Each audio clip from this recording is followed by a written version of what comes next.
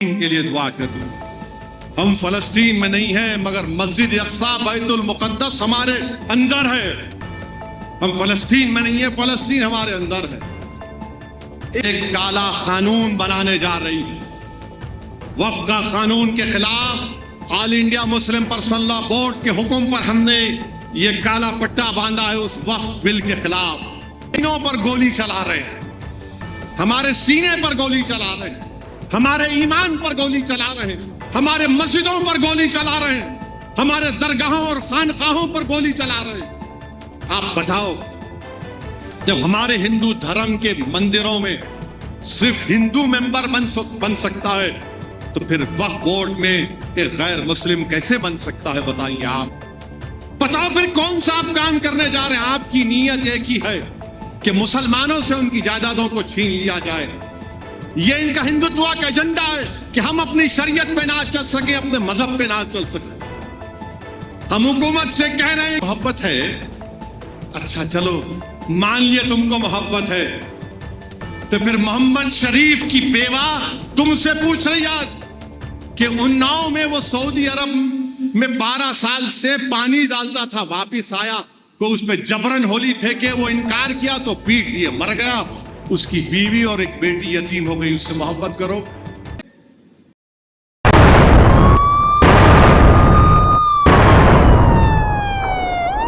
मत जाने। और मैं आपसे एक बात कह रहा हूं कि कसरत से फलस्तीन के लिए दुआ करूं। हम फलस्तीन में नहीं हैं, मगर मस्जिद अक्सा बैतुल मुक़द्दस हमारे अंदर है। हम फलस्तीन में नहीं है, फलस्तीन हमारे अंदर है। एक एक दिन में 600 लोग मर रहे हैं।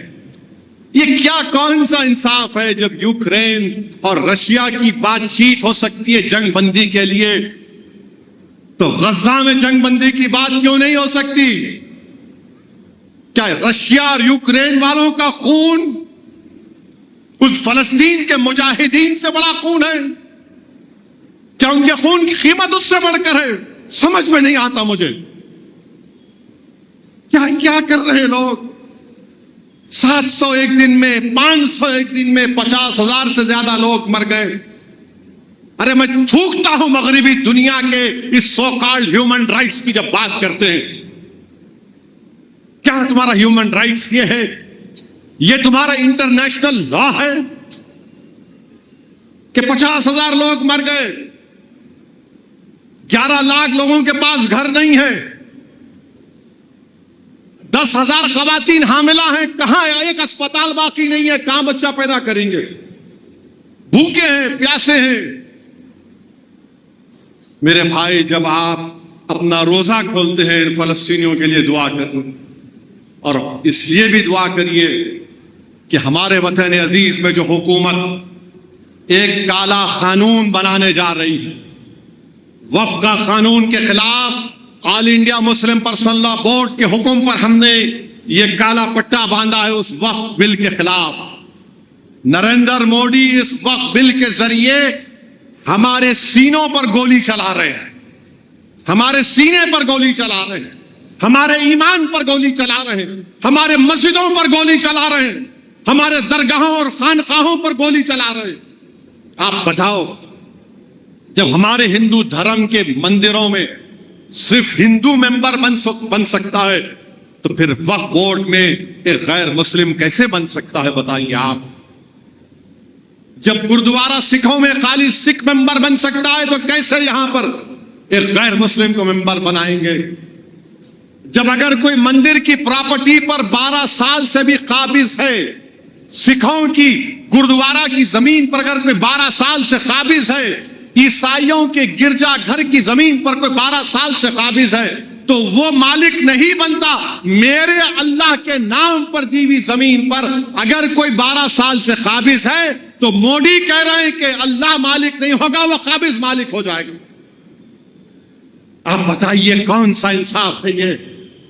कलेक्टर को पावर क्यों दे रहे हैं? इसलिए दे रहे हैं कि कलेक्टर के पास कोई जाकर लिख देगा कि ये वजीर अली की वक्फ की प्रॉपर्टी वक्फ नहीं है, तो कलेक्टर अपने सियासी आकाओं को खुश करने के लिए लिख देगा this is not a waqf property. दरगाहों पर जाकर कह देंगे वक्फ की प्रॉपर्टी नहीं है। बल्कि महाराष्ट्र में एक दरगाह है। आज मैं आ रहा था तो महाराष्ट्र में एक दरगाह है, हजरत अहमद चिश्ती रहमतुल्लाह अलैह की। हजरत अहमद चिश्ती रहमतुल्लाह अलैह की दरगाह है। 150 साल पुरानी दरगाह है। कितनी पुरानी दरगाह है? 150 साल। यह है रुहीवी एक इलाका है, हजरत अहमद चिश्ती रहमतुल्लाह अलैह की दरगाह, 150-200 साल पुरानी दरगाह। वहां पर ये संघ परिवार के लोग कोई छत्रपति शिवाजी के पुतले पर कोई कालिक डाल दिया, कौन डाला नहीं मालूम, दरगाह शरीफ में घुसकर गुंबद से उसके झंडे को निकालकर अपना झंडा लगा दिया और बोल रहे हैं कि यहां पर क्या है, भुवासल देव महाराज की मंदिर थी। ये कर रहे हैं। और ये बीजेपी वाले बोलते हैं नहीं नहीं ओवैसी भटका रहा है, ओवैसी भड़काऊ भाषण दे रहा है। अरे ये हुआ नहीं हुआ बताओ मेरे को। पार्लियामेंट के सामने एक मस्जिद है, पार्लियामेंट के सामने है। किसकी मस्जिद है? वो गवर्नमेंट बोलती हमारी मस्जिद है, दिल्ली वक्फ बोर्ड बोलता हमारी है। कल कलेक्टर को पावर मिलेगा तो कलेक्टर पागल है, मोदी के खिलाफ जाएगा कलेक्टर। कलेक्टर लिख के दे देगा this is not a waqf property, ये गवर्नमेंट प्रॉपर्टी। गई आपकी मस्जिद। उस बिल में एक प्रोविजन है कि अगर कोई भी जायदाद पे लिख दिए कलेक्टर को ये वक्फ नहीं है, तो कलेक्टर अगर इंक्वायरी ऑर्डर कर दिया तो जब तक इंक्वायरी मुकम्मल नहीं होती वो वक्फ की प्रॉपर्टी नहीं रहेगी। अरे भाई, जो हिंदू धर्म में है, जो सिख धर्म में है, वो हमको भी दो ना। जब उनके लिए अच्छा है तो हम हमारे लिए खराब कैसे हो जा रहा हो बताओ। तो मकसद एक ही है कि जायदादों को हासिल कर लिया जाए। इवैक्यू प्रॉपर्टी है। जो लोग पड़ोसी मुल्क को जाने से पहले वक्फ को जमीन दे दिए, हरियाणा में लाखों एकड़, हजारों एकड़ वक्फ की प्रॉपर्टी है, उससे पैसे आते। इवैक्यू प्रॉपर्टी का सेक्शन उड़ा दिया, सेक्शन ही उड़ा दिया इवैक्यू प्रॉपर्टी का। बताओ फिर कौन सा आप काम करने जा रहे हैं? आपकी नीयत एक ही है कि मुसलमानों से उनकी जायदादों को छीन लिया जाए। यह इनका हिंदुत्व का एजेंडा है कि हम अपनी शरीयत पे ना चल सके, अपने मजहब पे ना चल सके। हम हुकूमत से कह रहे हैं कि आप आइन के खिलाफ एक कानून बनाना चाहते हैं जो आर्टिकल 14, 15, 26, 29 का वायलेशन है। हमारा कल्चर का हिस्सा है वक्फ। आप कैसे हमसे छीनेंगे? तो ये बीजेपी की हुकूमत करना चाहती है। और सुनने में आ रहा है कि शायद पहली या दूसरी तारीख को बिल लाया जाएगा। ये ऐसा काला कानून है जिससे हमारी वक्फ की जायदादें खत्म हो जाएंगी। मुझे मालूम है कि मेरी तकरीर के बाद आज सब लोग चीखा मारेंगे, फिर से असद ओवैसी ने ये कह दिया, वो कह दिया। अरे अगर तुम्हारे टीवी स्टूडियो को जो नोएडा में अगर कोई बोल दिया कि ये तुम्हारा नहीं है, गवर्नमेंट का, तुम क्या करोगे? चुड़िया पहन के बैठ जाओगे? और तुम ये समझ रहे हो कि हम खामोश बैठ जाएंगे? वक्फ एक इबादत है, नमाज की तरह नहीं बल्कि इबादत है। और वक्फ गवर्नमेंट की प्रॉपर्टी नहीं, हमारे बाबा अजदाद की गाढ़े खून की कमाई की प्रॉपर्टी है, गवर्नमेंट की दी हुई नहीं है ये। और चंद्रबाबू नायडू, नीतीश कुमार, चिराग पासवान और जयंत चौधरी, याद रखो, हम कभी भी तुम्हारी इस चीज को माफ नहीं करेंगे। तुम हमारी शरीयत पर हमला जो करने की इजाजत बीजेपी को दे रहे हो, अगर ये चार बोल दे कि बिल नहीं लाना चाहिए तो बिल नहीं आएगा। मगर तुम बीजेपी को इजाजत दे रहे हो हमारी मस्जिदों को, वक्फ को खत्म करने का, उनकी तायीद करके। चंद्रबाबू नायडू, आंध्रा के प्रॉब्लम है जानते हम, मगर ये कौन सा प्रॉब्लम आप क्रिएट कर रहे हैं? नायडू, आप भूल गए कि आपने गुजरात के राइट्स के वक्त आपने बीजेपी का साथ दिया था, वाजपेयी का। आप 10 साल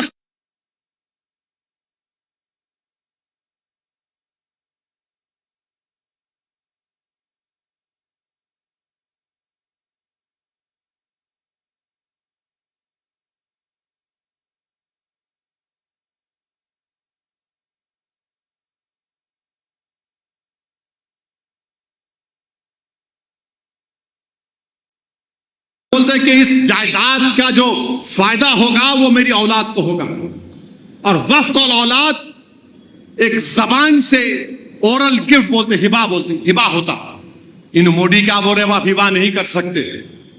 अरे मैं अल्लाह को दे रहा हूं, तुम कौन होते? मगर अल्लाह के नाम पे आर्टिकल 300 देख लो आप, मैं अपनी जायदाद से कुछ भी कर लूं। मोदी बोल रहे नहीं, आप अगर हिबा करेंगे वक्फ तो बच्ची का हक नहीं मारना, बच्ची का हक नहीं मारना।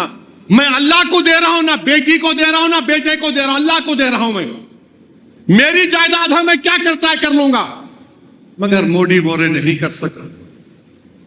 तो मेरे अजीज दोस्तों और बुजुर्गों, मैं आपको बाखबर कर रहा हूं, मैं बाखबर कर रहा हूं। उस कमेटी का मैं रुकन था, आपको मालूम, उस कमेटी में एक ऐसी तंजीम को बुलाया गया, उस तंजीम के मेंबर्स के ऊपर दहशतगर्दी के मुकदमे, टेररिज्म के मुकदमे, उनको बुलाकर उन्होंने हमारे वक्फ की बात कर रहे, उन्होंने बुलाकर हमारे से वक्फ की बात कर रहे थे। उसमें बुलाया गया, बाज हमारे हैं ना, बाज हमारे बहुत से अब्दुल्ला इब्ने सबा के जानशीन हैं, बहुत से, उनको बुलाए। वो बुला के बैठ के बोल रहे नहीं ऐसा है, वक्फ ऐसा है, वक्फ फुला है। आए थे एक 3-4, मैं बोला मैडम ये बताओ, पूरी दुनिया में सबसे पहली यूनिवर्सिटी किसने बनाई थी? आप तो प्रोफेसर है ना, पूरे प्रोफेसर थे वो। चले गए नहीं, वो कैम्ब्रिज, ऑक्सफोर्ड, हार्वर्ड, मिला नहीं। आप तो प्रोफेसर है, आपको मालूम होना चाहिए। दुनिया की पहली यूनिवर्सिटी मोरक्को में एक मुस्लिम खातून फातिमा फिरनी नाम था उसके बाप की जायदाद में इसको मिला वक्फ, उसने कहा यूनिवर्सिटी बनाती हूं मैं। खामोश हो गए। अच्छा, जब आप ये बच्चे यूनिवर्सिटी में डिग्री लेते देखो, टोपियां फेंकते ऊपर, देखिए आप टोपियां फेंकते, वो टोपियां क्या है मालूम आपको? वो कुरान के रिहाल के शेप में जो फातिमा फिरनी बनाई थी। आज ऑक्सफोर्ड, कैम्ब्रिज में जो बच्चे डिग्री लेके वो सर पे टोपी फेंकते डिग्री लेने के बाद, वो कुरान का रिहाल है, हम दिए गए।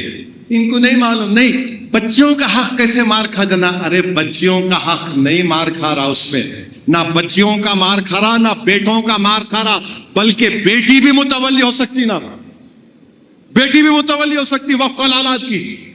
मकसद क्या है? सिर्फ छीन लेना। नहीं, मुस्लिम वुमेन का एम्पावरमेंट होना। आप कैसा बच्चों का हक मार देते, अपना हक मार देते। अच्छा, हम हक मारते, जो अपनी जोरू का हक मार के बैठा हुआ है उसको क्या बोलेंगे आप? अब रोजे की हालत में ज्यादा तशरीह नहीं कर सकता हूं, समझ जाना। नहीं, बच्चों का अपना बड़ा हक मार देते। सालार बोलते थे, मां से बढ़ के चाहिए पापा कुटनी का इलाज। हमारी बच्चों से आप कितनी मोहब्बत है।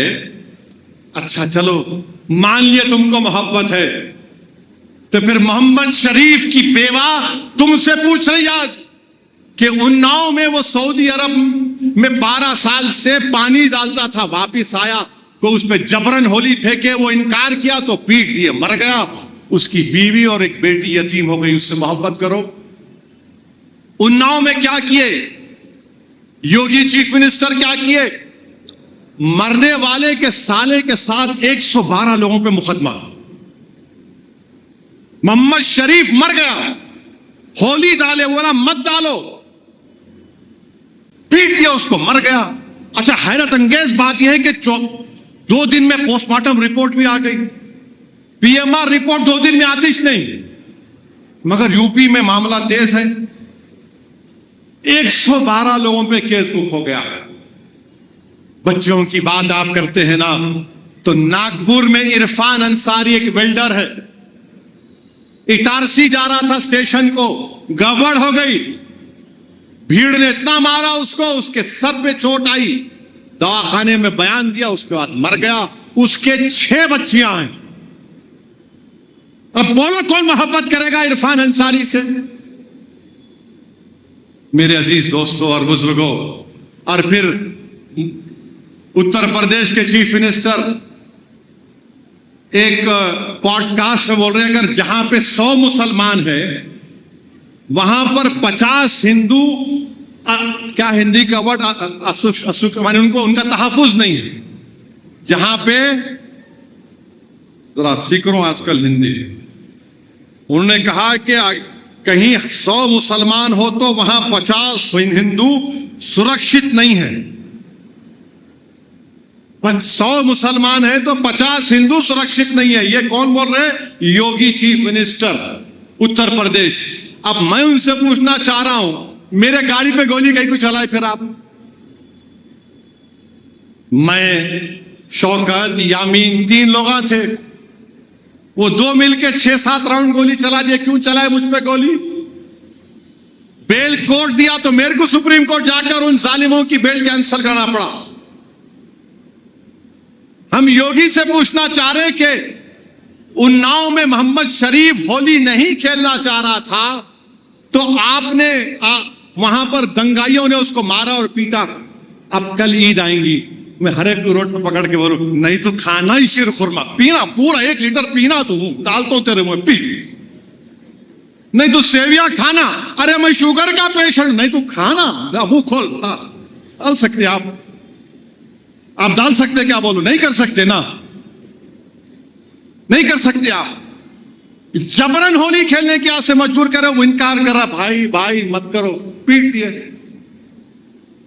अब इन्हों बोल रहे हैं कि जहां पर 100 मुसलमान हैं वहां पर 50 हिंदू सुरक्षित नहीं है। हम योगी आदित्यनाथ को ये बोलना चाह रहे हैं, भारत में ना हिंदुओं को मुसलमानों से खतरा है, ना मुसलमानों को हिंदुओं से खतरा है। भारत में अगर हिंदू, मुसलमान, सिख, ईसाई को, इस भारत के आईन को अगर किसी से खतरा है तो आरएसएस, उसकी आइडियोलॉजी, योगी और मोदी से खतरा है। हमको मुसलमानों को हिंदुओं से, हिंदू को मुसलमान से नहीं है खतरा, इनकी आइडियोलॉजी से खतरा है। और सुनो योगी आदित्यनाथ, हम आपको ये बताना चाह रहे हैं कि हमारी सुरक्षा और सम्मान की जो तुम बात करते हो ना, वो तुम्हारी खैरात नहीं है योगी। चाहे हिंदू का सुरक्षा और सम्मान हो, मुसलमान का सुरक्षा और सम्मान हो, वो तुम्हारी खैरात नहीं है। यसदुद्दीन ओवैसी का पैदाइशी हक है। राइट टू लाइफ इस मुल्क के आईन का, कॉन्स्टिट्यूशन का फंडामेंटल राइट है। इस तरह का मुख्यमंत्री बयान देता है और ये हिंदुस्तान के वजीर आजम बनना चाहते हैं। ये कह रहे हैं कि मोदी के बाद मैं बनूंगा प्रधानमंत्री, और ये इनके जबान से ये निकलता है। अच्छा, जब त्योहार आता है तो मस्जिदों को क्यों कवर करते आप? मत करो ना। अगर ये आपका रूल है तो हर त्योहार में, जिसका त्योहार नहीं है उसकी इबादतगाह को कवर करो। आप खाली मेरी मस्जिद क्यों कवर कर रहे हैं आप? और फिर मीरठ में एक बड़े पुलिस ऑफिसर बोल दिए, अगर रोड पे नमाज पढ़ेंगे तो तुम्हारा पासपोर्ट कैंसल, तुम्हारा गन लाइसेंस कैंसल। अच्छा, जो हम रोड पे नमाज पढ़े तो पासपोर्ट कैंसल, कोई दूसरे रोड पे चले तो आप हेलीकॉप्टर से फूल बरसाएंगे। हाँ, ये आपका इंसाफ है। आप करेंगे तो कोई बात नहीं, we will shower flower from the helicopter. और हम 10 मिनट 5 मिनट की नमाज पढ़े, नहीं करो, जुल्म करो, तुम जितना तुम कर सकते तुम करो, क्योंकि तुम जुल्म ही कर सकते, तुम इंसाफ नहीं कर सकते। तुम जुल्म ही कर सकते, तुम इंसाफ नहीं कर सकते। तुम मजलूम को मजबूत नहीं बना सकते, तुम जालिम को मजबूत बनाना चाह रहे हो। तुम यतीमों को ताकतवर नहीं बनाना चाहते, तुम गरीबों को ताकतवर नहीं बनाना चाहते, तुम भारत से गुर्बत को खत्म नहीं करना चाहते, तुम नौजवानों को रोजगार नहीं देना चाहते। तुम सबको बोल दिए लग जाओ एक बादशाह के पीछे, पूरे लग गए। उसको मर के 300 साल हो गया, उन्हें भी खबर है, बैठ के सोच रहा होगा वाह 300 साल के बाद भी लोग ये कर रहे हैं। मगर जो जिंदा है उनको क्या हो रहा है? हिंदू बच्चे हैं, सबसे ज्यादा नौजवान हिंदू हैं भारत में, उनकी नौकरी कुछ नहीं है। तो बीजेपी बोल दी बेटा लग जाओ इसके पीछे, लग जाओ इसके पीछे। बाबर को कौन बुलाए वो दुनिया जानती। बाबर को बुलाने वाले हम नहीं बुलाए बाबर को कोई और बुलाए थे। इब्राहिम लोदी का भाई और राणा संगा मिलके बुलाए। अब ये और बात है, बाबर की नीयत खराब हो गई जीतने के बाद, मैं नहीं जाता हूं यहां से। अब उन्हें नहीं गया तो मैं जिम्मेदार। अच्छा, ये पूरे लुटेरे हैं सुना मैं, हुमायूं लुटेरा, सब उनके लुटेरे। इनकी अम्मा कौन थी फिर? इन्हों पैसा लेके नहीं गए, पैसा यहीं पर लगाए। नहीं उसको तोड़ दो, उसको तोड़ दो, उसको तोड़ दो, फुला तोड़ दो। अरे तारीख को बचा के रखो। तुम तारीख से डिसएग्री करो, हमको पसंद नहीं है, कोई बात नहीं, मगर जो जिंदा है उनके लिए मोदी और योगी अमित शाह क्या कर रहे हैं? क्या नौकरी मिल रही, किसानों को उनका इनकम मिल रही? नहीं, सब मिल रहा ना। अब देखो, आप ट्रम्प बोल रहा टैरिफ लगाऊंगा मैं भारत के ऊपर 2 अप्रैल से। अब टीवी वाले शुरू हो जाएंगे। और फिर आप देख रहे हैं महाराष्ट्र में एक कॉमेडियन है कुणाल कामरा के नाम से। कुणाल कामरा जो है वहां के अपना एक कॉमेडी है, मस्खरा है। उन्हें किसी को गद्दार बोल दिया, किसी को गद्दार बोल दिया उन्हें। तो एकनाथ शिंदे की पार्टी वाले बोले हमारे साहब को तो गुंडे बोला, गद्दार बोला। जाके जहां पे उन्हें वो परफॉर्म करा उसको तोड़ दिए। क्या करें? तोड़ दिए। अब हम फडणवीस से, नरेंद्र मोदी से पूछ रहे हैं, महाराष्ट्र में एक बाबा हैं जो रसूलुल्लाह सल्लल्लाहु अलैहि वसल्लम की शान में गुस्ताखी करने की कोशिश की है। याद रखो, गुस्ताखी कोई नहीं कर सकता आकाए दो आलम सल्लल्लाहु अलैहि वसल्लम की शान में। अगर कोई आसमान की तरफ देख के थूकेगा तो थूक उसके चेहरे पे गिरता।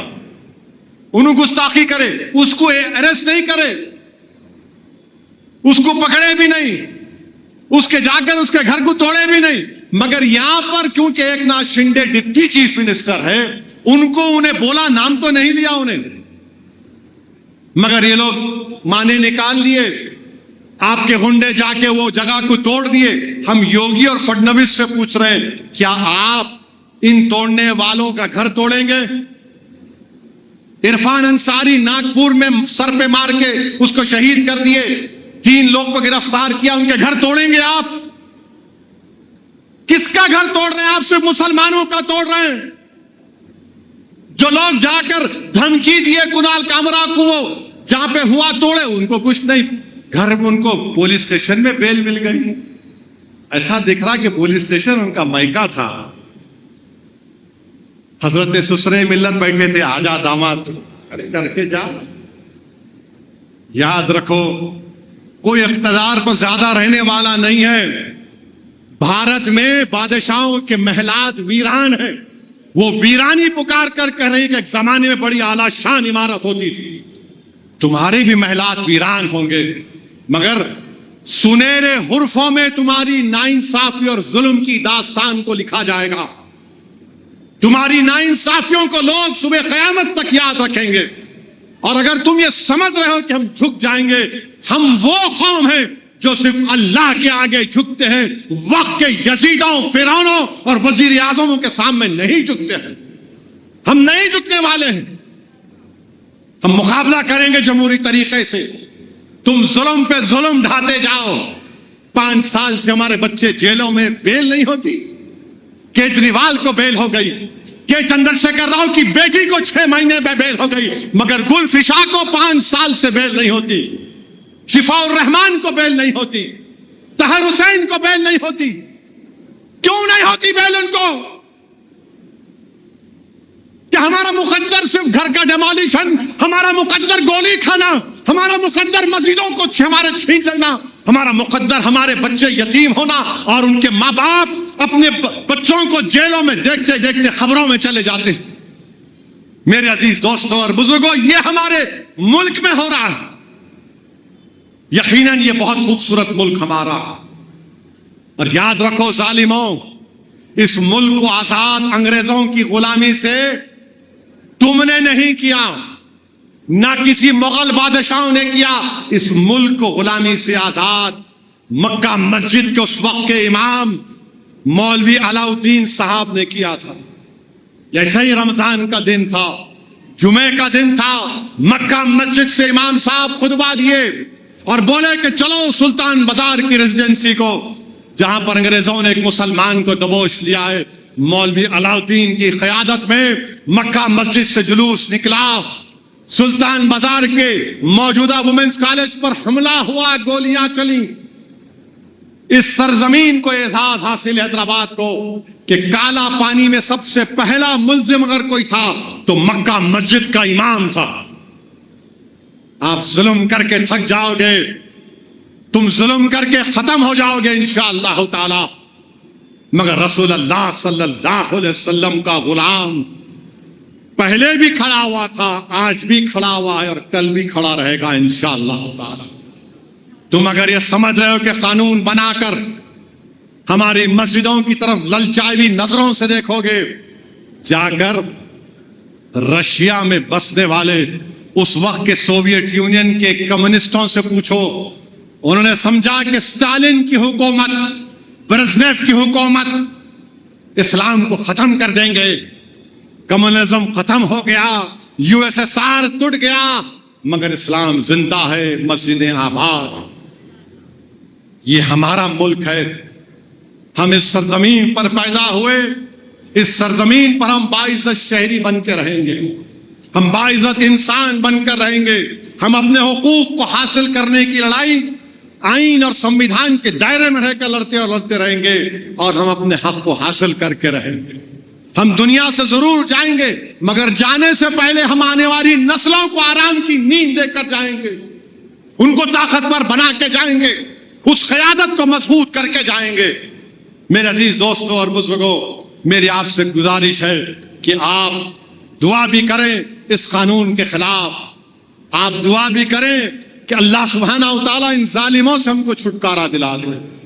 हम अल्लाह से दुआ करते हैं कि अल्लाह हम नस्ल आदम हैं, हम इब्ने आदम का शेवा है अल्लाह, कि तेरी बारगाह में हम सर्वसजूद हो जाते हैं, हम तायब हो जाते हैं अपने गुनाहों को छोड़कर।